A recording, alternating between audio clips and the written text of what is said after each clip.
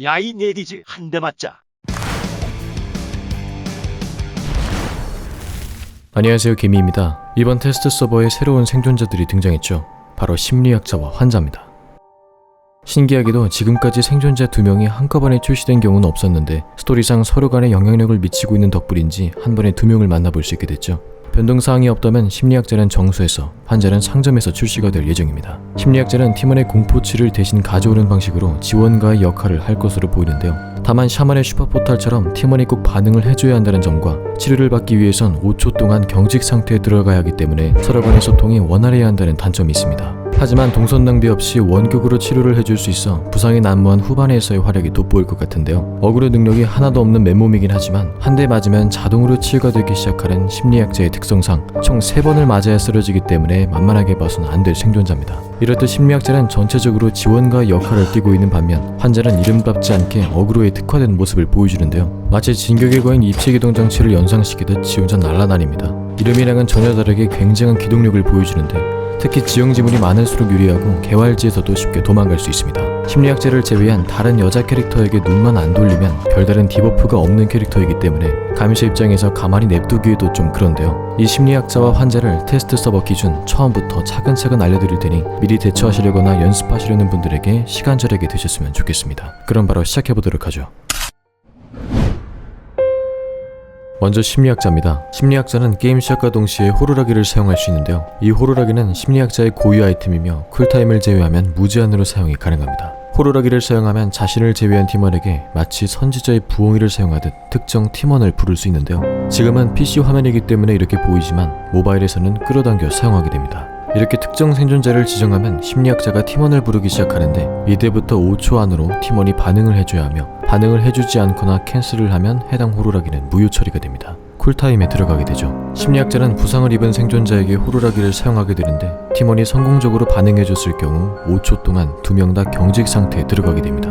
이렇게 원격 치료를 하고 있을 때는 움직일 수가 없죠. 5초가 지나면 해당 생존자의 공포치가 심리학자에게로 옮겨가는 방식입니다. 심리학자가 부상 상태인 경우라도 치료를 해줄 수 있으며 이렇게 되면 심리학자는 기절 상태에 빠지게 되죠. 후반에서 치료할 시간은 없는데 누군가를 구출해줘야만 할 타이밍에 사용해볼 법한데요. 따라서 심리학자는 타인의 도움 없이 빠르게 기절을 벗어나기 위한 불굴인격을 들이는 것이 좋을 것 같습니다. 또한 이렇게 원격 치료를 성공할 때마다 심리학자를 치료하는 시간이 10%씩 증가해 최대 50%까지 디버프가 걸리기 때문에 치료 시간을 단축하는 인격도 들어볼 수 있겠죠. 다만 이 호루라기를 사용할 때 주의해야 할 점은 어그로가 끌린 생존자에게는 사용하기 힘들 수 있다는 점인데요. 한 대 맞고 바로 호루라기를 불어준다고 해도 치료를 받게 되면 5초 동안 아무런 행동을 할 수 없기 때문에 감시에게 그대로 맞게 될 확률이 높습니다. 중간에 물론 취소시킬 수는 있지만 도중에 다시 이어서 치료는 불가하고요. 서로 간의 소통이 원활한 상황에 한해서만 즉각적인 치료가 가능할 것으로 보이죠. 참고로 생존자 용병은 굳은 의지라는 특성 덕에 한 대 맞았을 때 데미지가 바로 들어가지 않고 서서히 차오르다가 적용되는데요. 용병이 부상을 입기 전에 원격으로 치료가 가능할까 테스트를 해봤지만 전혀 치료가 되지 않는 모습입니다. 치료가 되지 않았음에도 심리학자가 부상을 입은 것은 아마 버그로 보이고요. 건강한 생존자한테도 사용이 되는데 전혀 무쓸모이기 때문에 아마 이 부분은 사용이 안 되게끔 패치가 되지 않을까 생각합니다. 완전히 부상을 입기 전까진 치료를 해줄 수 없지만 2대를 맞은 용병의 경우에는 꽤나 유용한데요. 기절을 하기 전에 호루라기로 치료를 할 경우 쓰러지지 않고 한 번 더 버틸 수 있는 모습을 보여주게 됩니다. 이렇듯 심리학자는 동선을 낭비하지 않고 치료할 수 있는 메리트를 갖고 있지만 억울에는 굉장히 취약한 생존자입니다. 거의 맨몸으로 상대해야 하는데요. 하지만 이를 보조해주기 위한 패시브 특성이 있습니다. 상태 표시칸을 보면 잠식 표시 마냥 초록색으로 나타나 있죠. 이 초록색 표시는 심리학자에게 걸려있는 특성으로 심리학자가 피해를 입을 때마다 자동적으로 치유를 해주는 특성입니다.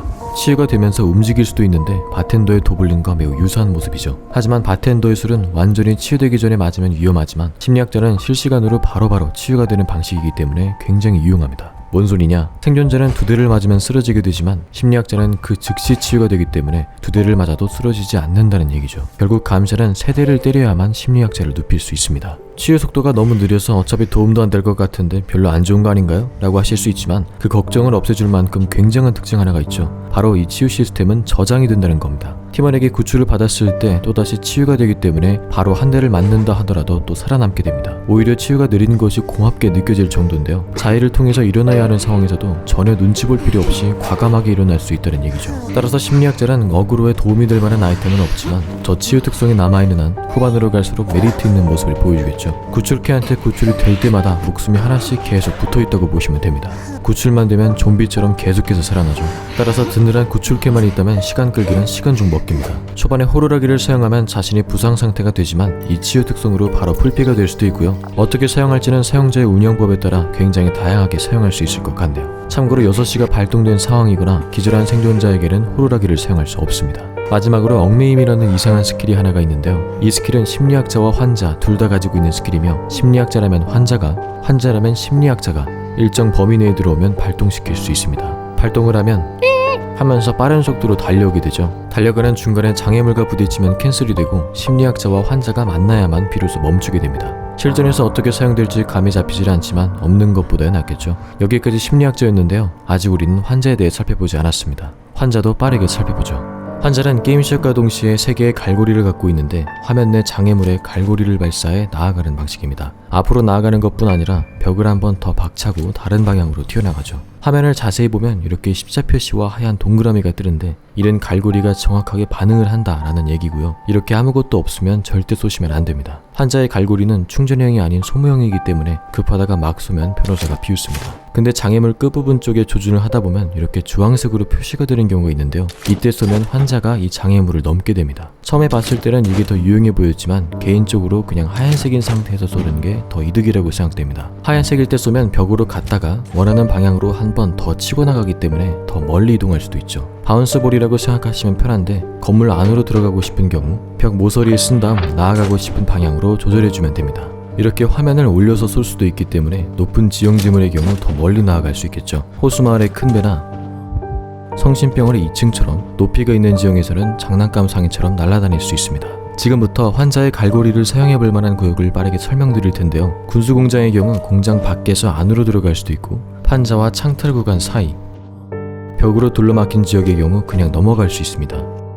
주변 나무에도 사용이 가능하기 때문에 개활지에서도 손쉽게 거리를 이동할 수 있죠. 지형지물이 많을수록 유리한 편입니다. 붉은 성당도 마찬가지로 건물 안과 밖을 쉽게 오갈 수 있으며 창틀 공간을 통한 이동도 수월합니다. 울타리가 쳐진 레드카펫 구간도 넘나들 수 있죠. 당연히 안에서도 바깥으로 나갈 수 있고요. 성심병원의 경우 큰 집에 큰 구멍이 하나 나 있는데 안타깝게도 이곳으로는 들어갈 수 없고 테라스 옆에 나 있는 구멍으로는 진입이 가능합니다. 안에서도 바깥으로 나갈 수 있고요. 테라스 창틀 또한 손쉽게 진입할 수 있고 병원에 구멍 뚫린 천장을 사용해 앞으로 나아가거나 2층에서 바깥으로 빠져나올 수도 있습니다. 작집의 집은 당연히 안박 출입이 가능하겠죠. 호수마을은 작은 배 밑에서 위로 올라갈 수 있고 큰 배 위로 올라갈 경우는 바닥에서는 너무 높아 안 되고 살짝 올라가고 난 뒤에 가능합니다. 배 안에서 이런 식으로 창틀을 넘어갈 수도 있고 배 위에서 배 바깥으로 빠져나올 수도 있죠. 난간에 바로 사용해 넘어갈 수도 있습니다. 중간 구조물을 타고 올라가는 등 주변 큰 지형지물을 자유롭게 이용하기 편한 지역이죠. 달빛강 공원은 높이 솟은 지형지물이 많아 꽤나 유리한 모습을 보여주는데요. 미끄럼틀에서 롤러코스터 레일을 사용한다든가 계단에서 나무로 발사할 수도 있고 정거장 안팎을 손쉽게 출입할 수 있습니다. 출구 심리전의 경우 유용하게 활용할 수 있죠. 2층이 딸린 큰 집 안에서는 그냥 날아다닙니다. 창문 바깥으로도 날아갈 수 있고요. 개활지에서도 주변 건물에 사용해 도움을 얻을 수 있는데 계단에 있는 정거장들의 경우 반대편 지점으로는 넘어갈 수 없습니다. 대신 이런 식으로 바깥으로 빠져나오는 방식을 사용해 볼 수 있겠죠. 레오의 기억은 큰 공장 위주로 살펴보면 좋은데요. 이 계단의 경우 이렇게 뒤로 넘어갈 수 있습니다. 공장 한 2층에서는 감시자 우산급의 기동성을 보여주는데 낭떠러지 부분에서 벽에 사용해 반대편 창틀로 낙하할 수 있습니다. 계단을 타고 올라온 경우라면 시간이 없을 때 빠르게 창문을 넘어볼 수도 있고 앞에 보이는 벽에 사용해 바깥으로 빠르게 빠져나올 수도 있죠. 에슬타 또한 큰 지형지물이 있는 맵이지만 안타깝게도 아래에서 위로 올라가는 건 힘들어 보이고요. 그 어느 창문이나 구멍에서도 마찬가지입니다. 하지만 호수마을의 윗배처럼 2층 벽에다가 발사해 나아갈 수는 있겠죠. 이렇게 뜬금없는 구조물에 반응되기도 합니다. 당연하다시피 건물 외벽은 쉽게 발응하고요. 공동묘지의 경우 벽 울타리를 이렇게 넘을 수도 있지만 기와집 기둥에 발사해 바깥으로 빠져나올 수도 있습니다. 차이나타운도 똑같다고 보시면 되는데 발사하는 도중에 장애물에 부딪히지만 않으면 반응을 하는 곳은 어떤 곳이든 성공하게 됩니다. 아마 출시가 되면 더 좋은 구역을 위주로 다양하게 연구가 이루어질 것으로 보이죠. 자, 하지만 이렇게 이동이 탁월한 생존자임에도 불구하고 다른 특성은 그다지 별로 메리트가 없는데요. 한자는 심리학자의 남친 설정이기 때문에 버프랑 디버프 또한 심리학자와 밀접한 연관이 있습니다. 우선 구출 버프인데요. 환자가 심리학자를 구할 때 속도가 50%나 빨라집니다. 오로지 심리학자를 구할 때만 해당이 되고요. 해독 디버프도 신기하게 걸려있는데 혼자 해독하거나 남캐랑 해독할 땐 별 문제가 없지만 심리학자를 제외한 다른 여캐랑 해독할 땐 해독 속도가 급격히 느려지기 시작합니다. 다른 여자한테 한눈 팔다가 심리학자한테 걸리면 바로 끝장나죠.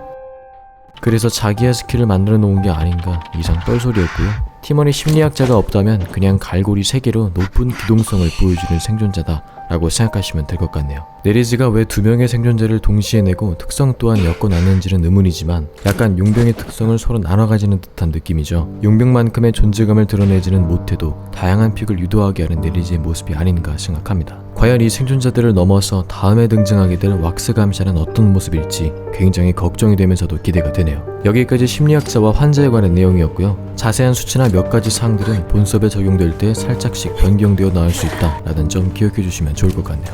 여러분들의 생각은 어떠신가요? 댓글로 자유롭게 생각을 공유해 주시고 저는 다음 영상으로 다시 찾아뵙도록 하겠습니다. 그럼 개바.